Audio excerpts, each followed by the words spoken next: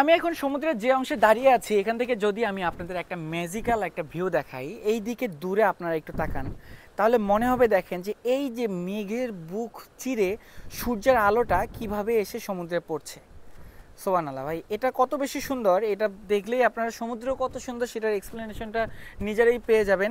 এখন দূরে যদি এইভাবে মেঘ দেখাই তাহলে আপনারা দেখেন আপনারা কোনটাকে সুন্দর বলবেন, এত সুন্দর মেঘকে সুন্দর বলবেন, নাকি এই যে নীল সাগর শান্ত সমুদ্র একদম নীল রঙের এটাকে সুন্দর বলবেন। যদিও ক্যামেরাতে এটাকে তত বেশি নীল বোঝা যাচ্ছে না, তার কারণ এখানে আকাশ অলরেডি ডার্ক হয়ে গেছে এই মেঘের জন্য।